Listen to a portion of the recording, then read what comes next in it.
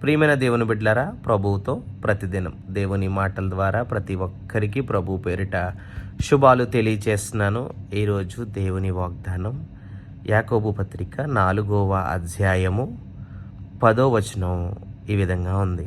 ప్రభు దృష్టికి మిమ్మును మీరు తగ్గించుకొనుడి, అప్పుడు ఆయన మిమ్మును హెచ్చించును. ప్రియమైన దేవుని బిడ్డలారా, మొన్నటి ఈ 40 రోజుల దినాలలో 10వ రోజు మన వాగ్దానం ఈ విధంగా ఉంది అన్నమాట. ప్రభు దృష్టికి మనల్ని మనం తగ్గించుకొనుడి, అప్పుడు ఆయన హెచ్చిస్తాడనమాట. ప్రార్థన శక్తి గురించి తెలుసుకున్నాం, పరిశుద్ధత జీవితం గురించి తెలుసుకున్నాం. ఈరోజు నిజంగా దేవుని వాగ్దానం ఏంటి అంటే, మనల్ని మనం తగ్గించుకోవడం అంటే వినయము అన్నమాట. ఎవరైతే వినయంతో ఉండి దేవుని దగ్గర తగ్గించుకుంటారో దేవుడు వాళ్ళని పైకి లేపుతానన్నాడు అన్నమాట. అయితే యాకోబు లేఖ చాలా స్ట్రైట్గా మాట్లాడుతుందండి. ఏంటంటే, దేవుడు అనేవాడు రాజీ పాడాడో. అతను చెప్తున్నాడు, దేవుని ముందు నువ్వు వినయంగా ఉండు. అసలు మనకు తెలియని విషయం ఏంటి అంటే, వినయం అంటే ఏమిటి అంటే తక్కువగా భావించుకోవడం కాదు, మనది బలహీనత కాదు. మన వినయం అంటే దేవుని ముందు మన స్థానాన్ని అంగీకరించడం, అంటే నేను కాదు నీవే అనడం అన్నమాట. అయితే మనం ఈరోజు నేర్చుకోబోయిన రహస్యం ఏంటి అంటే, వినయం అనేది దేవుని సమీపానికి ఒక తలుపు అన్నమాట. యాకోబు పత్రికలో 4వ అధ్యాయం 6వ వచనంలో చెప్తుంది, దేవుడు గర్విష్ఠులకు విరోధి, వినయవంతులకు కృపనిచ్చును అని ఉంటుంది. అంటే గర్వం దేవునిని దూరం చేస్తుంది, వినయము కృపను ఆకర్షిస్తుంది అన్నమాట. కృప లేకుండా ఆత్మీయ జీవితం అనేదే లేదు. అలాగే వినయము లేకుండా ప్రార్థన బలహీనం అవుతుంది అన్నమాట. అంటే మనం ప్రార్థిస్తాం కానీ లోపల ఏముంటుంది, గర్వం ఉంటే ప్రార్థన శక్తి తగ్గిపోద్ది అన్నమాట. దేవుడు మాటలను కాదు, విరిగిన మనస్సును చూస్తాడు. వినయము అంటే ఆత్మీయ యుద్ధంలో రహస్య ఆయుధం.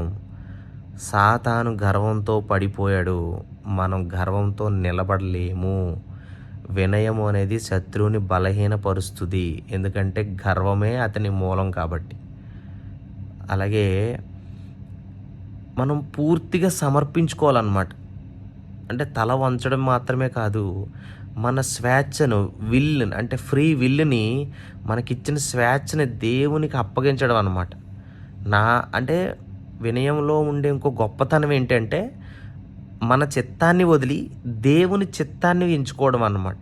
అంటే పరిశుద్ధులుగా జీవించడానికి మనం ఏ పనులైతే కార్యాలు చేస్తే దేవునికి ఇష్టంగా ఉంటాయో ప్రతి పని అలాగే చేయాలి.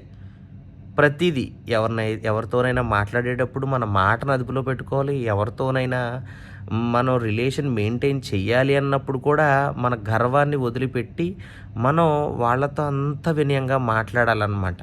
అంటే ప్రేమతోటి దేవుడు మనకు చూపించిన ప్రతి ఆజ్ఞలన్నిటిని పాటించుకుంటూ మన జీవితాన్ని స్థిరపరుచుకుంటూ బలపరుచుకుంటూ మనం చేసే ప్రతి పనిని కూడా దేవుని చిత్తంలో ఎంచుకోవడం. వినయం అనేది ఎప్పుడు ఉన్నా కూడా నిన్ను ఎప్పుడు పైకి లేపుతూనే ఉంటాడు దేవుడు. నువ్వు ఎవరి దగ్గరైనా వినయంగా ఉన్నావా, వాళ్ళు నిన్ను గుర్తించలేదా అని నువ్వేం బాధపడక్కర్లేదు. వినయము అంటేనే దేవునికి ఇష్టం అన్నమాట. అప్పుడు ఎక్కడైతే నువ్వు తగ్గించబడ్డావో ఆ వినయంతో నిన్ను అవతల ఉన్నవాడు గుర్తించినా గుర్తించకపోయినా దేవుడు నిన్ను పైకి లేపుతాడు. ఆమేన్. ప్రియమైన దేవుని బిడ్డలారా, నిన్ను నువ్వు ప్రమోట్ చేసుకో, నీ వినయాన్ని ప్రమోట్ చేసుకో, నీ జీవితాన్ని ప్రమోట్ చేసుకో, నీ లైఫ్ స్టైల్ ఎలా ఉందో అది ప్రమోట్ చేసుకో. దేవుడు చెప్తున్నాడు, నన్ను నమ్ము, నేను నిన్ను హెచ్చిస్తాను, ఉన్నతపరుస్తాను. వినయానికి ఉన్న 3 స్థాయిలు ఏంటి అంటే, దేవుని ముందు వినయం, మనుషుల ముందు వినయం, విజయ సమయంలో వినయం. అంటే విజయ సమయంలో ఉన్నదే అత్యంత కష్టమైన పని అన్నమాట. మనుషుల ముందు వినయంగా ఉండడం మనం ట్రై చేస్తాం, పర్లేదు ఒక్కొక్కసారి. దేవుని ముందు ట్రై చేస్తాం, అది పర్లే. కానీ విజయం వచ్చినప్పుడు మనం చూపించే వినయం ఉంటుంది చూసారా, అది చాలా గొప్పది. కానీ విజయం వచ్చినప్పుడు మనం ఏం చేస్తాం, గర్వంగా ఫీల్ అవుతాం అనమాట. ఆ గర్వం మన తలకెక్కిపోద్ది అనమాట. ఆ గర్వాన్ని ఎప్పుడు కూడా మనం అణుచుకుంటూ ఉండాలి. ఆ అణుచుకోవడం అంటే నువ్వు ఎలా అణుచుకుంటావు, నీకన్నా గొప్పవాడున్నాడు, నీకన్నా గొప్పవాడు నిన్ను చేశాడు, నీకన్నా గొప్పవాడు నీ క్రియల్ని చేశాడు, నీకన్నా గొప్పవాడు నీకు విజయం ఇచ్చాడు. అలాంటి విజయాన్ని ఇచ్చిన గొప్పవాడు మన ప్రభువు. ఆ గొప్పతనంలో మనం ఉన్నాం. ఆయన తర్వాతే మనకి ఏదైనా. సో నీ విజయం ఆయన ఇస్తేనే వచ్చింది. నువ్వు ఈరోజు ఇలా ఉన్నావంటే ఆయన ఇస్తేనే ఉంది. ప్రతిదీ కూడా ఆయన ఇస్తేనే ఉంది. ప్రియమైన దేవుని బిడ్డలారా, నీ గర్వం నీ ప్రార్థనను అడ్డుకుంటే అది నిజంగా శూన్యం అన్నమాట. నీ గర్వం ఎప్పుడు నీ ప్రార్థన అడ్డుకోకూడదు. నీ విజయాలు నీ హృదయాన్ని కఠినం చేయకూడదు. నువ్వు గెలిచిన చోట దేవుని మర్చిపోకూడదు. దేవుడే గొప్పవాడు, దేవుడే మనల్ని చేశాడు, దేవుడే మనల్ని ప్రతి క్రియని మనం ముందుంచాడు. ఈరోజు దేవుడు చెబుతున్నాడు, దేవుని ముందు నువ్వు మోకాలు వంచితే, ప్రార్థనలో గడిపితే నీ విజయానికి, నిన్ను ప్రతిరోజు నీ వినయంతో నువ్వు నడిచే ప్రతి మాటకి, వినయంతో నడుచుకునే ప్రతి నీ జీవితానికి దేవుడు నిన్ను హెచ్చిస్తాడు. ప్రియమైన దేవుని బిడ్డలారా, వినయం అనేది కనిపించదు, కానీ దేవుని మహిమ అది నిన్ను మోస్తదన్నమాట. దేవుడిని మహిమని కనబరుస్తాడనమాట. నువ్వు దిగువకు వంగినప్పుడు దేవుడు నిన్ను పైకి లేపుతాడు.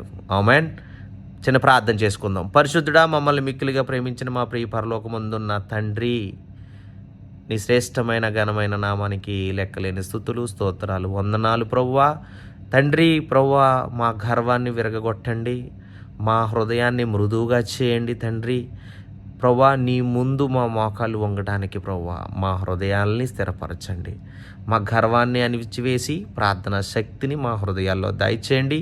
ప్రభువా, మాకన్నా గొప్పవాడు తండ్రి, మేము అల్పులం తండ్రి. మమ్మల్ని విజయానికి దారి తీసి ఈరోజు ఈ స్థితిలో నిలబెట్టిన మా అందరి జీవితాలకి ప్రభువా నీకే వందనాలు, స్తోత్రాలు. గడిచిన కాలాన్నంతా ప్రభువా మీ నిరీక్షణలో కాపాడి భద్రపరిచి ఇగో తండ్రి, ఈరోజు ఈ రీతిగా మమ్మల్ని అందరినీ నీ సజీవ రెక్కల్లో మమ్మల్ని ఉంచినందుకు నీకు వందనాలు ప్రభువా. మా జీవితం నీ మహిమకే అంకితం తండ్రి. అటువంటి జీవితాల్లో ఉన్న బిడ్డలందరినీ ఆశీర్వదించండి. జీవజాలం బిడ్డలందరినీ గొప్ప ఐశ్వర్యవంతులు చేయండి. మీ నామంలో వాళ్ళందరినీ ఆశీర్వదించి కుటుంబాన్ని దీవించి వాళ్ళకి ఏ అవసరతలు ఉన్నాయో అవన్నీ తీరుస్తారని యేసయ్య పరిశుద్ధ నామములో ప్రార్థించి వేడుకుంటున్నాం తండ్రి. Amen. God bless you all.